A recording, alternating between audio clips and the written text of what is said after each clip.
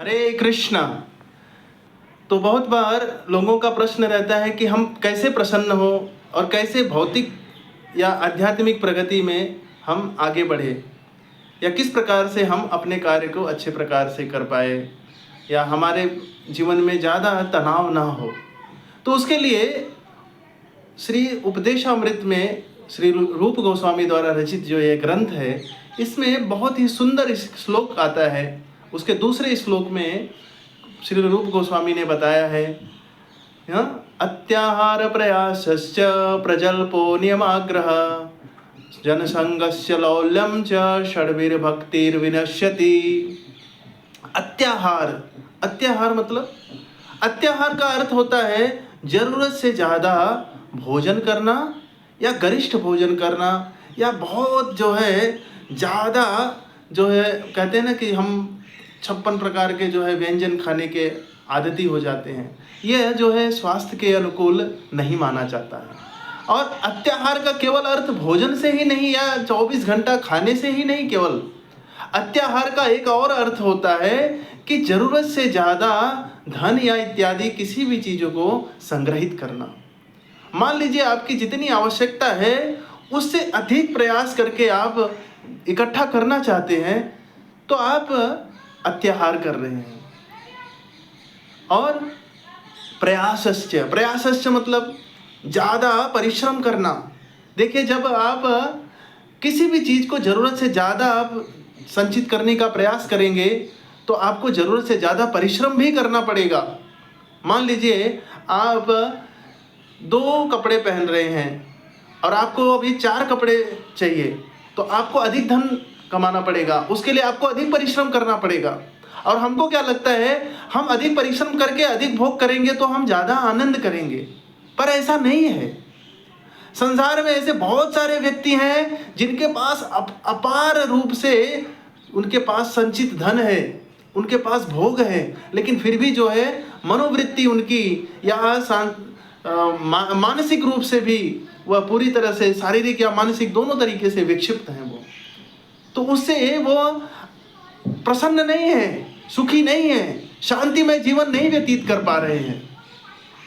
तो प्रयास करके, धन इकट्ठा करके हम कभी शांति नहीं ला सकते अपने जीवन में। जितनी आवश्यकता है, सबसे पहले हमको उसको जानना पड़ेगा, हमारी आवश्यकता कितनी है, उसके अनुकूल हमको उतना कार्य करना है और उतना ही धन कमाना है। बाकी धन को भगवान की सेवा में लगाना है। ऐसे तो सब कुछ भगवान का है, भगवान की सेवा में लगाने से ही हम अपने जीवन का कल्याण कर सकते हैं। हाँ, और इसके बाद प्रजल्प हमारे जीवन का सबसे अहम हिस्सा होता है, जिससे हम मानसिक रूप से या शारीरिक रूप से विक्षिप्त होते हैं। उसका एक कारण है प्रजल्प। बहुत बार ऐसा देखा जाता है कि हम अपने जीवन में अनावश्यक रूप से लोगों से चर्चाएं करते रहते हैं, जिस विषय पर कोई चर्चा करने का उद्देश्य नहीं है, उसका कोई कंक्लूजन नहीं है, उससे किसी को लाभ नहीं है, उस विषय पर हम घंटों घंटों चर्चा करते रहते हैं। इसको प्रजल्प कहा जाता है। उससे हमारी ऊर्जा का अपव्यय होता है। देखिए, हमारे जो ऊर्जाएं हैं वो सीमित हैं, और उन सीमित ऊर्जाओं को हमको किसी अच्छे कार्य के लिए लगाना चाहिए। उसको हम अगर कहीं वेस्ट कर देंगे तो क्या हो जाएगा, हमारी ऊर्जा सारी समाप्त हो जाएगी। मान लीजिए आपके पास मर्सिडीज कार है, अब आप उसको क्या कर रहे हैं, जाकर खेत जोतने का काम कर रहे हैं, तो क्या होगा, उस मर्सिडीज कार की वैल्यू खत्म हो जाएगी। तो आप अपनी बुद्धि का प्रयोग किसी अनावश्यक चीज के लिए कर रहे हैं, इससे क्या होगा, आपकी बुद्धि धीरे धीरे निम्न स्तर की हो जाएगी। तो अननेसेसरी जो है टॉक, या जिसे प्रजल्प कहा जाता है, उसे भी रोकना चाहिए। अत्याहार प्रयासस्य प्रजल्पो नियमाग्रह। नियम आग्रह, नियम आग्रह का अर्थ होता है जो शास्त्र के विधि विधानों का पूरी तरह से पालन नहीं करना, या उसको दिखावे के लिए करना, केवल दिखावे के लिए कि मैं ये कर रहा हूं, लेकिन असली में वो कर नहीं रहा है व्यक्ति। वैसा नहीं होना चाहिए। दिखावे के रूप में हमको कुछ नहीं करना चाहिए। जो करना है उसे शुद्ध तरीके से, पूर्ण तरीके से भगवान को समर्पित होकर करना चाहिए। इसीलिए शुद्ध भक्ति करने का हमें प्रयास करना चाहिए।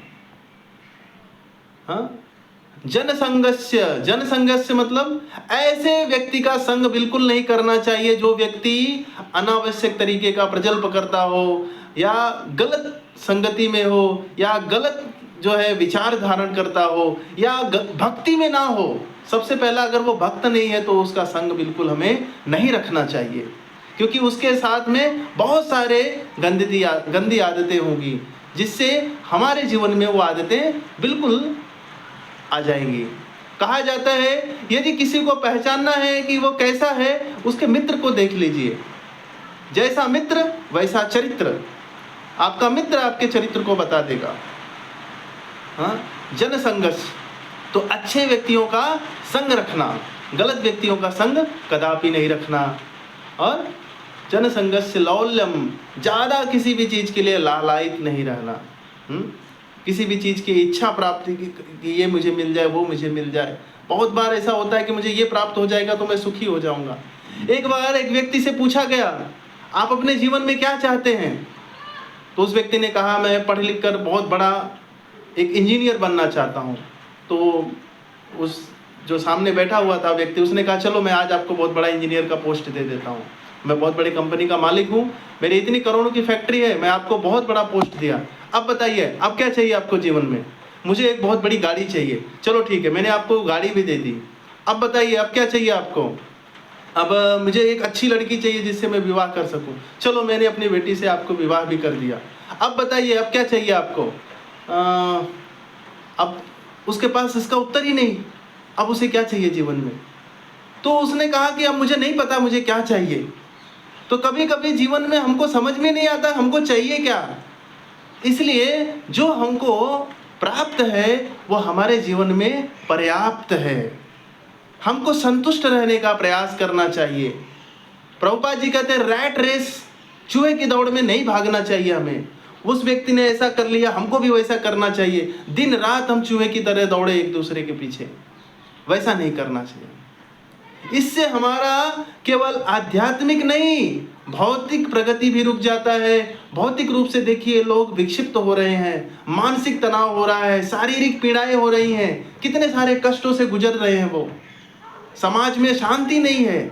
इसका कारण क्या है? इसका कारण एक ही है कि वह इन 6 प्रकार के रोगों से बद्ध हो चुके हैं। तो इन 6 प्रकार के दोषों को अपने जीवन से यदि आप दूर कर लेते हैं, निश्चित रूप से आप सुखी और प्रसन्न जीवन जी पाएंगे। हरे कृष्ण।